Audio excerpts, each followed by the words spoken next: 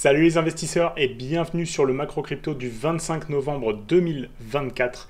On va regarder ensemble les indicateurs fondamentaux du Bitcoin, faire un petit peu un tour d'horizon sur ce qui est en train de se passer, le retracement qu'on est en train de voir actuellement, voir si cette correction va nous amener sur plus de hausse ou si ça va être plutôt la fin du bull market. Et on va justement un petit peu ajuster les plans par rapport à ça. Allez, c'est parti. Donc, ce qu'on peut voir, c'est que sur les indicateurs fondamentaux du Bitcoin, pour commencer, le MV/RV ratio qui compare la market cap réalisée, donc le prix auquel a été échangé chaque Bitcoin individuellement, pour la dernière fois, par rapport à la market cap totale qui prend juste en fait le dernier prix du Bitcoin fois tous les Bitcoins qui sont en circulation. On peut voir que ça a fortement augmenté et qu'on est revenu en fait sur les niveaux des 2,75 qui étaient à peu près les niveaux sur lesquels on a eu un top la fois précédente, donc au mois de mars 2024. Donc après ça, s'en est suivi une très longue consolidation qui a été cassée dernièrement et qui nous a fait monter le prix jusqu'aux 99 000 $. Pardon. Et donc là, ce qu'on peut voir en fait, c'est que malgré le fait que le prix soit largement plus haut, le MV/RV ratio, il n'est pas beaucoup plus haut, ce qui veut dire qu'il n'y a pas eu énormément de prise de profit pour l'instant. Donc ça, c'est plutôt intéressant. Généralement, cet indicateur, il arrive en zone de surchauffe quand il arrive dans la zone des 3,5. Pour l'instant, on est quand même encore assez loin, mais attention, il ne faut pas se baser sur un seul indicateur parce que c'est pas parce que dans les cycles précédents, ça s'est passé comme ça, grâce à cet indicateur, etc., que c'est magique. En fait, c'est une agrégation de plusieurs indicateurs qui va nous permettre de nous faire un avis sur le marché. Donc moi, généralement, ce que j'aime bien, c'est coupler cet indicateur avec le NUPL, qui est le Net Unrealized Profit and Loss. Donc c'est en fait les profits et pertes non réalisés sur le marché. Ça veut dire que c'est des bitcoins qui n'ont pas encore été vendus.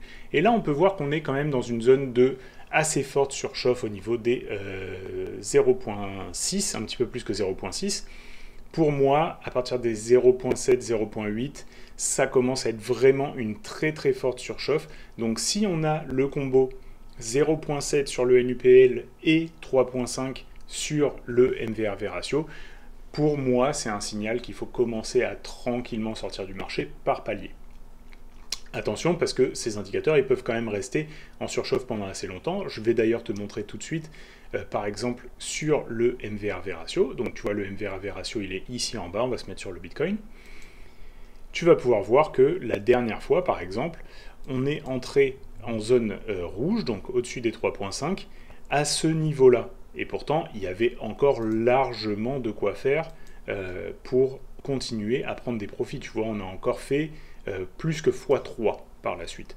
Donc, c'est pas parce que cet indicateur il commence à afficher une surchauffe que le bull market il est fini. Ça indique juste que c'est plus un moment intéressant pour acheter, c'est un moment où il y a beaucoup d'euphorie sur le marché et que les personnes qui agissent sur le marché, en fait, sont de moins en moins en train d'agir de façon intelligente, de façon early, etc. C'est pas forcément des investisseurs de long terme qui ont des fortes convictions, c'est plutôt en fait des investisseurs opportunistes qui essayent de gratter une hausse potentielle pendant quelques mois, quelques semaines.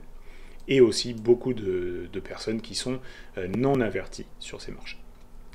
Donc là, tu peux voir que sur le cycle précédent, et puis si on se prenait un petit peu plus d'historique, donc avec peut-être Bitstamp, qui nous donnerait plus d'historique, là tu vas pouvoir voir que sur le cycle encore avant, on avait en fait une surchauffe, alors qu'on était encore là aussi très très très très loin d'être à la fin du bull market, puisque après ça on a fait encore un quasiment x10. Donc cet indicateur, encore une fois, il ne faut pas juste le prendre tout seul et se dire « Ok, il est en zone de surchauffe, c'est le moment de vendre ». C'est plutôt un indicateur qu'on va coupler avec d'autres pour essayer de se faire une bonne idée de où on en est dans le cycle. Donc encore une fois, il faut agir avec nuance sur le marché. Ce n'est pas un seul signal et on met en place toute la stratégie basée dessus. Non, c'est plusieurs signaux qui viennent ensemble nous donner, nous affiner en fait notre point de vue sur le marché. Le SOPR, lui, ce qui nous indique, c'est les prises de profit qui sont en train de se faire sur le Bitcoin. Alors, quand le SOPR il est en dessous de 1, ça veut dire que c'est des Bitcoins qui sont vendus à perte, donc moins cher que ce qu'ils ont été achetés, et quand c'est au-dessus de 1, c'est des prises de profit. Là, ce qu'on peut voir, c'est qu'on a eu en fait un bon petit cycle de prise de profit à ce niveau-là. Et donc là, ça veut dire qu'il y a beaucoup de personnes en fait qui sont en train de commencer à décharger, à prendre légèrement des profits.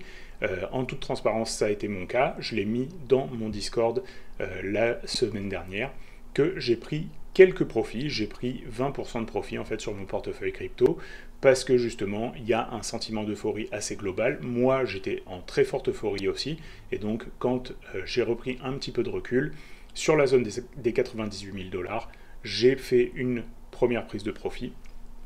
Et pour l'instant, j'attends de voir si je vais redéployer ce capital. Déjà, je suis plutôt heureux de voir qu'il y a une première correction, parce que ça veut dire que le marché va avoir le temps de respirer avant justement de partir en complète euphorie. Et ça, c'est plutôt bon en fait pour justement avoir une tendance qui va se construire sur un petit peu plus longtemps. Maintenant, si jamais ça repart tout de suite en feu et qu'on dépasse de plus en plus de paliers sans s'arrêter, pour moi, ce sera le signe d'un bull market qui sera peut-être moins durable. Et dans ce cas-là, eh ben, il faudra justement revoir peut-être un petit peu à la baisse les espérances de gain et prendre des profits aussi sur les paliers un petit peu plus rapidement. Pour l'instant, on n'a pas de signe de ça et c'est plutôt bon signe. Donc là, pour l'instant, petit signe de prise de profit sur le court terme. Et pour ce qui est des bitcoins qui vont sur les exchanges, on peut voir qu'on avait eu un gros pic en fait au niveau du mois de mars, quand on avait eu un top, et là on commence à revoir un pic se former. Donc là aussi, eh ben, il y a des personnes qui déposent leurs bitcoins sur les exchanges, et donc ça veut dire que potentiellement ils sont prêts à revendre leurs bitcoins. Maintenant, si on regarde un petit peu ce qui se passe avec les holders de court terme, on va zoomer un petit peu là-dessus, et ben, tu peux voir que les holders de court terme, en fait, leur prix moyen d'achat maintenant, il est dans les 75 000 $. Donc ça veut dire que toutes ces personnes qui ont acheté des bitcoins dernièrement, elles sont fortement à profit, et en fait, c'est ce qu'on veut qui soit le cas pour une continuation de marché haussier. Parce que pour que le marché haussier continue, et ben, ce qu'il faut, c'est que toutes les personnes qui arrivent dans ce marché voient que leurs voisins qui est rentré il y a quelques mois, leurs amis qui sont rentrés il y a quelques mois, gagnent de l'argent, et c'est le fait que cette publicité se fasse avec tout le monde qui gagne de l'argent, qui en parle à leurs amis, à leurs collègues, etc. Surtout pendant là, les fêtes de Noël, où il va y avoir beaucoup de réunions d'amis et de famille, et ben c'est ça aussi qui ramène du nouvel argent sur le marché et qui nous fait rentrer dans des phases explosives de hausse. Là, ce qu'on peut voir, c'est que pour l'instant, tout le monde est gagnant sur ce marché et que notre limite de prix, elle va être au niveau des 75 500. On ne veut pas voir le prix revenir plus bas que 75 500 pour avoir des très bonnes chances de continuer à la hausse. Moi, je dirais même que la zone des 80 000, ce serait vraiment plutôt la zone que j'aimerais voir être défendue. 75 000, je trouve que ça reviendrait en fait travailler l'ATH précédent, et en fait quand on a des breakouts des ATH comme ça sur le Bitcoin, généralement le Bitcoin il fait courir les gens après le prix, et c'est ça qui crée de la FOMO. Donc pour moi, des retracements trop amples trop tôt, ce serait pas non plus extrêmement bon signe. Mais on verra bien ce que le marché va vouloir faire. Pour le moment, c'est pas ce qu'on voit, donc il n'y a pas de problème par rapport à ça.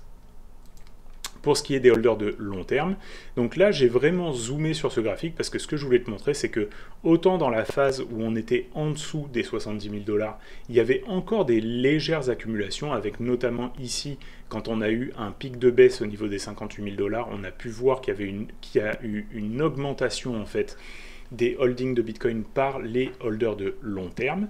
Mais par contre, là on peut voir que depuis que le prix a fait le breakout, on a une pente légèrement descendante, ce qui veut dire qu'il y a des bitcoins qui sont en train d'être vendus. On est toujours sur une moyenne à peu près aux 25 000 $. Donc pour l'instant, ce qu'on pourrait se dire, c'est que les holders de long terme, le prix est très très loin de leur moyenne d'achat et qui n'ont pas du tout de raison d'être inquiétés. Et si un jour on revoit le prix se diriger proche de cette moyenne d'achat, ce sera un extrêmement bon point d'entrée pour le futur, mais pour l'instant, c'est pas du tout quelque chose qu'on va regarder, c'est pas quelque chose qui va arriver demain matin. Pour ce qui est des réseaux sociaux, donc là, il y avait quelques petites choses intéressantes, notamment au niveau des influenceurs. On peut voir qu'on commence à avoir un pic en fait de nouveaux subscribers sur les différentes chaînes YouTube. Et on peut voir aussi que les vidéos des influenceurs commencent à faire de plus en plus de vues. Donc ça aussi, c'est une indication qu'il y a des nouveaux entrants sur le marché qui se renseignent sur la crypto. Donc ça, c'est plutôt bon signe aussi pour une continuation. Au niveau des volumes de tweets, on a eu un très très gros pic en fait quand on a eu justement l'approche des 100 000 $. Là, c'est légèrement redescendu, mais on est toujours sur des très très forts volumes de tweets. Donc attention, là, c'est quand même un signe que les gens sont extrêmement excités, extrêmement en euphorie. Sur l'Ethereum, ça commence tranquillement à aller vers le haut sur les volumes de tweets. Donc ça, c'est aussi plutôt intéressant parce que c'est en train de nous dire que l'Ether commence à retrouver un petit peu de vie, commence à retrouver un petit peu d'intérêt au fur et à mesure que le prix remonte. On va aller regarder bien sûr les graphiques par la suite. Ensuite, si on regarde rapidement ce qui se passe avec les recherches web, on peut voir que le domaine Web3, Memcoin et Solana, c'est vraiment ce qui attire l'œil des investisseurs. Donc là, c'est vraiment ça sur quoi il faut se concentrer pour l'instant, parce que c'est là justement que les personnes sont en train de s'engouffrer sur ce marché. Donc si tu vois des narratifs Web3, là je pense qu'il faut creuser un petit peu, parce qu'à mon avis Web3 c'est quand même un peu un fourre-tout, un peu large.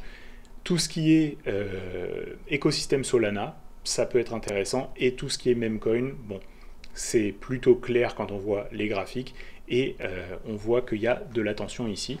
Donc c'est les trois endroits où je pense que si tu veux être un petit peu plus en mode investisseur opportuniste ou trader, c'est dans ces endroits-là que tu peux essayer d'aller récupérer quelques projets qui peuvent être intéressants et avec des mises qui sont vraiment des mises sur lesquelles tu es OK de prendre des pertes. Encore une fois, là, on n'est pas du tout sur des narratifs solides, c'est vraiment des shitcoins, mais il y a de la performance dessus, il y a des choses à aller faire, et donc se prendre des petits multiples, des petits x2, des petits x3 sur des petites mises de quelques centaines, quelques milliers de dollars, dépendamment de ton capital, ça va permettre de faire grossir ton capital de façon significative et de réinjecter dans d'autres projets comme le Bitcoin, etc., qui vont être plus intéressants sur le long terme.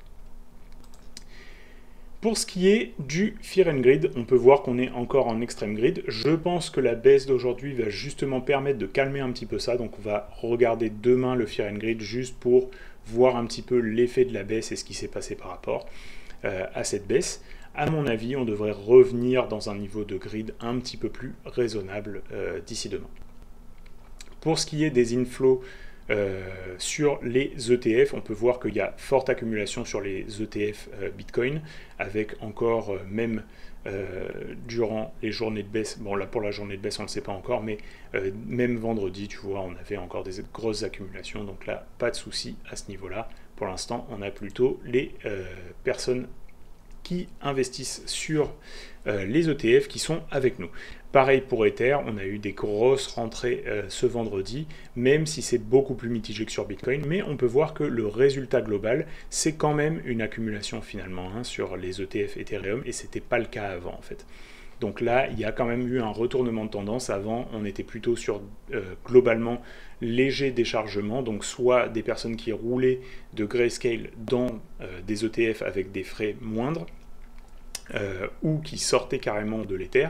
Et là, maintenant, on est quand même sur des personnes qui rentrent dans l'Ether sur des ETF. Donc là, plutôt intéressant à ce niveau-là. Et au niveau des Chinois, eh ben, on peut voir que ça y est, ils ont commencé à rejoindre la partie, même si c'est très très modeste. Tu peux voir que au total, on est sur du 4000 bitcoins d'accumulation, donc comparé aux ETF américains, c'est vraiment très très minime. Mais on peut voir que même chez les Chinois, eh ben, la nouvelle est arrivée, que le Bitcoin c'est intéressant. Maintenant, si on regarde les maps de liquidation, on peut voir qu'il y a des jolies liquidations à aller chercher au sud encore un petit peu. Je vais vite fait recharger cette page. Bon, malheureusement, CoinGlass a explosé, donc on ne pourra pas regarder les liquidations aujourd'hui, mais ce que j'avais repéré rapidement avant, c'est qu'il y avait quand même des petites liquidations à aller chercher au sud, jusque dans la zone des 80-85 000 $. Donc attention à ce niveau-là. Il y a quand même aussi eu des très belles accumulations à peu près au niveau des 100 000 $ avec les personnes qui ont shorté dernièrement le marché. Maintenant, si on regarde les Google Trends, on peut voir que là, par contre, on est revenu dans des niveaux de recherche par rapport au Bitcoin qui sont extrêmement élevés, en fait, très très proches de ce qu'on avait eu dans les sommets précédents. Et donc là, en fait, ça se pourrait qu'on soit dans ce genre de premier pic qui peuvent durer en fait pendant quand même relativement longtemps, plusieurs mois, mais clairement on n'est plus du tout dans les débuts de bull market. Là on est vraiment dans la phase où tout le monde le sait que le Bitcoin il est intéressant, que les crypto-monnaies il y a de la traction dessus et tout le monde a le regard penché dessus. Les nouvelles personnes qui ont besoin de se renseigner sont en train de le faire et donc là vraiment il y a vraiment des yeux qui sont rivés dessus et donc clairement, ce n'est plus un moment d'être investisseur de long terme, c'est un moment de prendre des profits, de faire du trading, etc. pour pouvoir ramasser des morceaux, mais là on parle plutôt en termes de semaines et de mois, et plus en termes de plusieurs années. Voilà.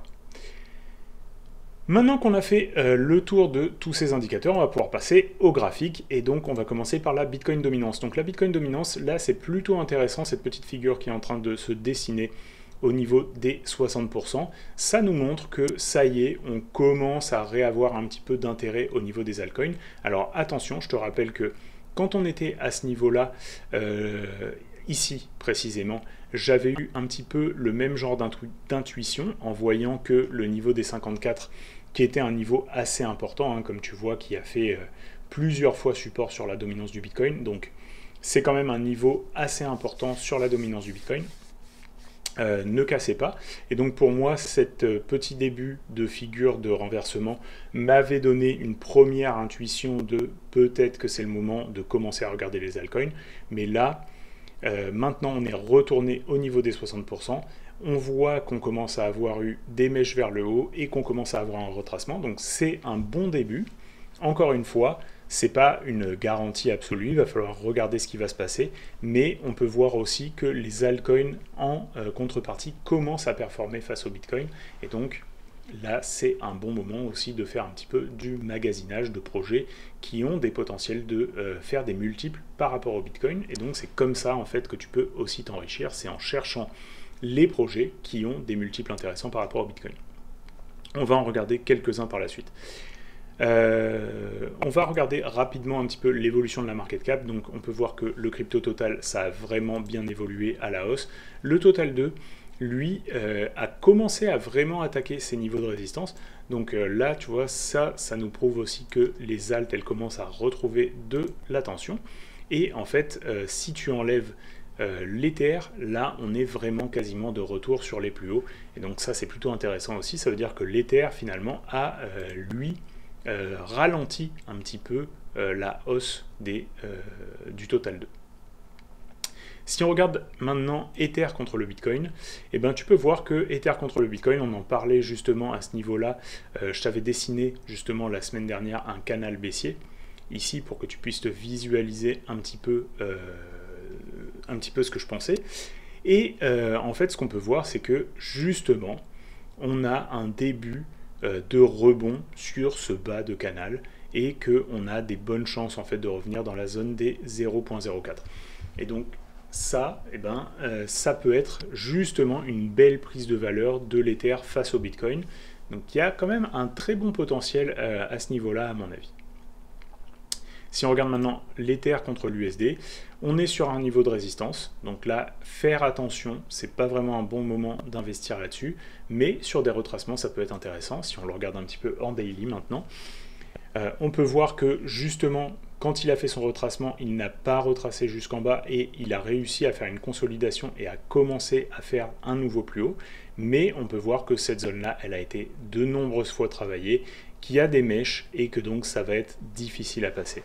Par contre, une fois au-dessus du niveau, là, ça peut vraiment laisser le champ libre et de rentrer en découverte de prix.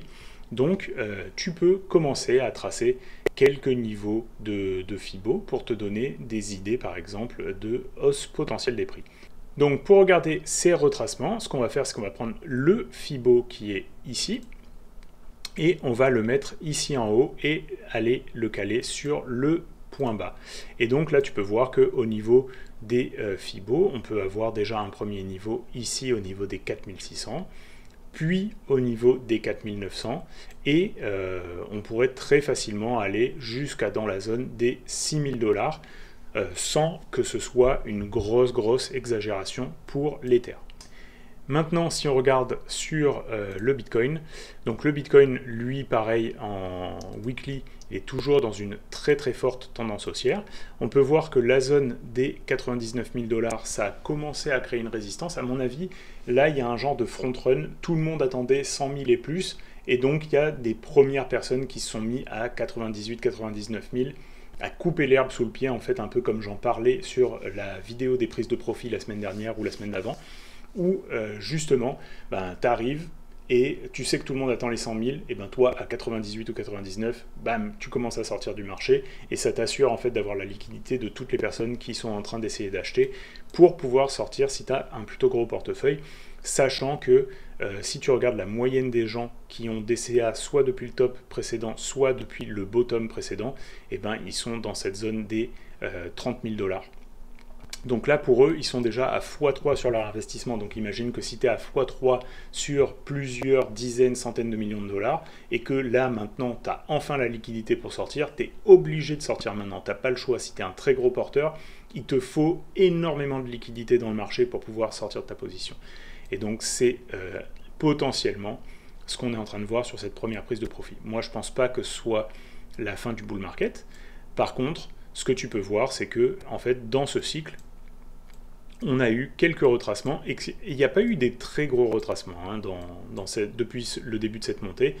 Tu peux voir ici que si on mesure, on a eu un retracement par exemple de 22% ici, puis ensuite on a eu un retracement ici de une vingtaine de pourcents aussi, ici ça a dû être plus ou moins la même chose, 21%, et puis ici tu vois on avait eu aussi un quand même assez gros retracement de 21%, et puis ici on a dû peut-être aller chercher pas loin de 30%, tu vois 33%, donc les retracements, ça a l'air que pour cette saison, c'est plutôt dans les 20-30%. Donc ce que tu peux faire, pareil ici, c'est utiliser encore une fois l'outil Fibonacci. L'outil Fibonacci, tu vas le retrouver ici, et tu le mets en bas ici, jusqu'en haut. Alors moi j'ai déjà des presets, donc je vais utiliser mon preset, mais si tu le mets par défaut, en fait tu peux utiliser 0, 0,382, 0,618, et tout ça, ça va te donner les niveaux de retracement probables. Donc si je le remets en niveau de retracement, tu peux voir que par exemple, dans cette zone-là, si c'est un bull market très fort, 87 000 $, ça devrait faire support. Si on revient dans les 382, ce sera une très bonne zone d'achat. Donc je vais mettre plutôt ça en vert pour que ce soit plus visible. Donc là, ça pourrait être un très bon niveau d'achat. Et 0,5, pareil, c'est un niveau de Fibo que beaucoup de gens regardent comme retracement idéal. Donc on pourrait se dire qu'entre ces deux niveaux-là, entre le niveau des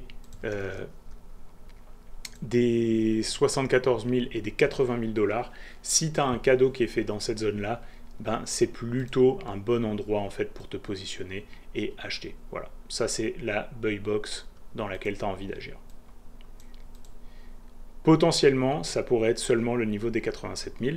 Et en fait, si on est... Il y a deux scénarios par rapport à ça. Soit on va retracer un petit peu plus fort, et dans ce cas-là, ça risque d'être plutôt rapide et de remonter rapidement. Ou alors, on peut faire un scénario un petit peu comme on a eu ici, mais à mon avis beaucoup moins long, plutôt de l'ordre de quelques semaines plutôt que de nombreux mois comme on a eu ici. Et dans ce cas-là, ça va être un retracement qui va être moins fort, un petit peu plus long, juste pour désespérer un petit peu les gens, et quand ils vont commencer à devenir un petit peu bear, un petit peu désespérés, remonter. Donc c'est les deux scénarios assez probables, à mon avis, qui vont se passer. Moi, je ne pense pas que ce soit encore la fin du bull market, mais après, il faudra s'adapter, bien entendu, à ce qu'on va voir sur les graphiques. Si on regarde maintenant le BTC en daily, tu peux voir que justement, on n'a plus vraiment en fait de niveau de support, et le prochain niveau de support que l'on a, c'est cette petite consolidation en fait qu'il y avait eu dans cette zone-là. Donc on pourrait se dire que le bas de cette zone-là, c'est une première zone de consolidation intéressante pour acheter du Bitcoin. Là aussi, on a vu qu'il y a eu un niveau de support ici. Donc là aussi, plutôt intéressant. Donc toute cette zone-là, dans les 90 000 jusqu'à 85 000 dollars, sur le daily, ça a l'air d'être des zones qui sont plutôt cohérentes. Et maintenant, on va regarder rapidement quelques altcoins que je trouve intéressants par rapport contre le Bitcoin.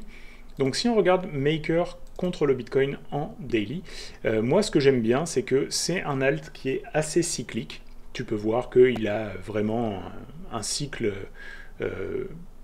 depuis très très longtemps contre le Bitcoin.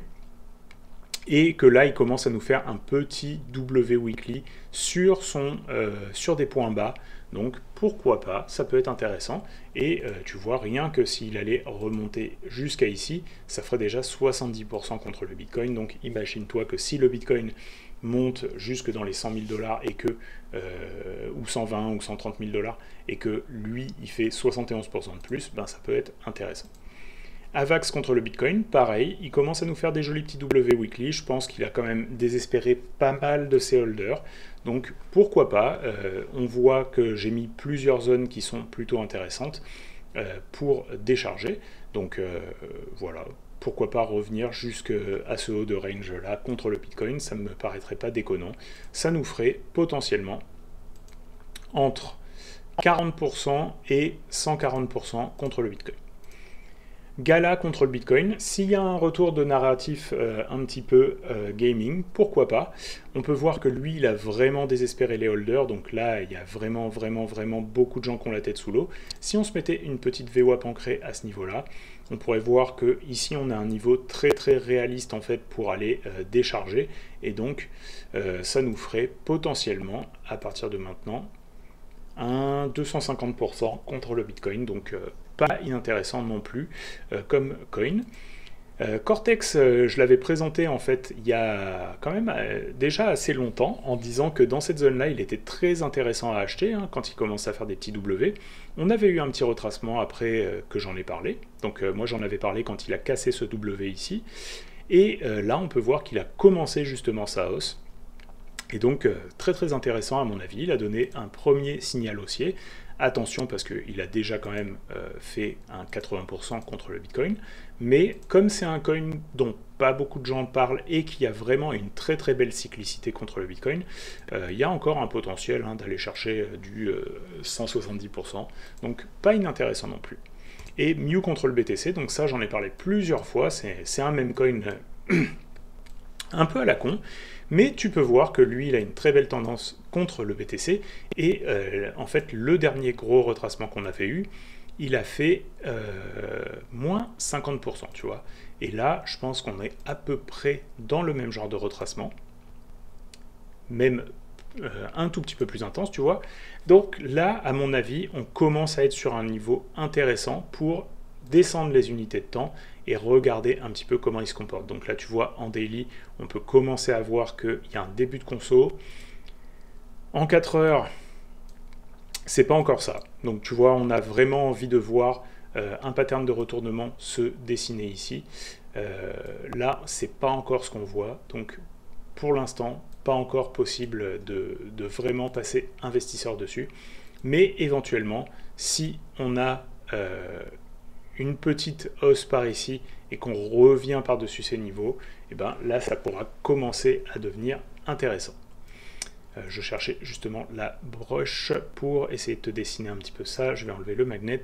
Donc là, tu vois, si on commence à voir un pattern un petit peu comme ça, là, à mon avis, ça peut commencer à devenir intéressant à racheter en vue, encore une fois, de continuer la tendance haussière weekly qui, elle, pourrait nous ramener à minima sur ces niveaux-là et pourquoi pas beaucoup plus. Donc voilà, j'espère que comme d'habitude, cette vidéo t'a aidé à t'y retrouver dans le marché crypto. Il y a aussi le lien du Discord dans la description si tu veux venir discuter directement avec moi et les autres membres. Et on se retrouve la semaine prochaine pour une nouvelle vidéo. Bye!